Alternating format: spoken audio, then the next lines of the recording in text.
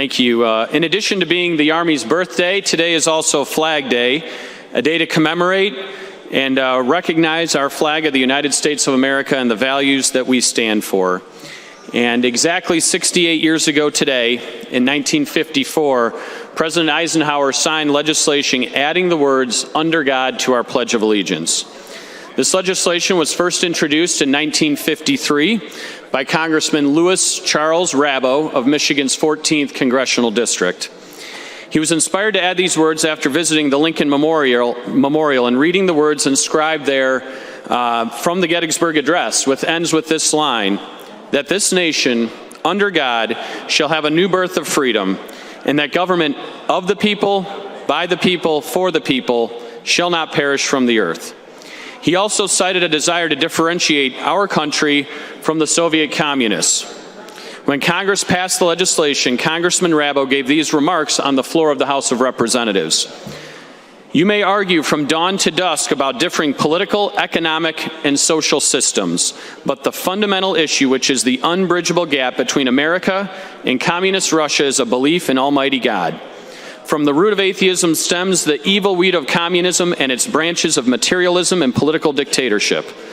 Unless we are willing to affirm our belief in the existence of God and his creator-creature relation to man, we drop man himself to the significance of a grain of sand and open the floodgates to tyranny and oppression.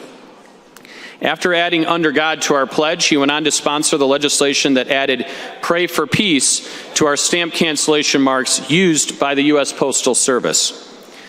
Congressman Rabo died suddenly while attending an event in Hamtramck in 1961, collapsing into the arms of a young congressman named John Dingell, who represented an adjacent district.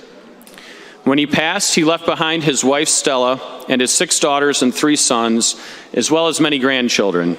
4 of his 9 children entered the religious order. Daughters Celeste, Stella, and Martha became IHM nuns, and 1 son, Francis Dermott, became a Jesuit priest.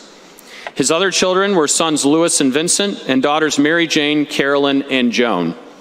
Joan married John, better known as Jack Barrett, after he returned home from service in World War II. Together, they also had 9 children, the oldest of which is my dad, who joins me on the floor today. Louis Charles Rabo was my great-grandfather, and while I never had the opportunity to meet him, his legacy is one that we are very proud of. One of my regrets is that I never had the opportunity to meet Congressman Dingell before he passed. I wanted to ask him about my great-grandfather. I knew about his family life, but I was curious about what type of congressman he was. And while I never got to ask Congressman Dingell that question, I was able to do some research of my own and discovered a couple of interesting statements that seem consistent across many different sources. Quote, Louis Rabo had a habit of bucking the party leadership when it suited him.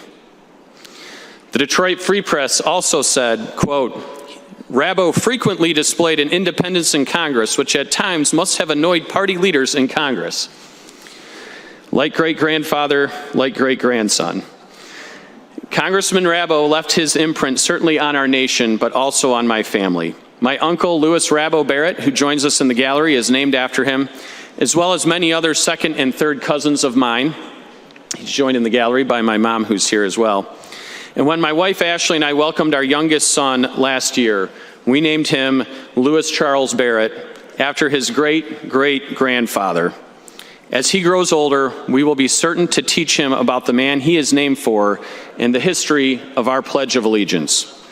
Happy Flag Day, Mr. President, and forever in peace may it wave.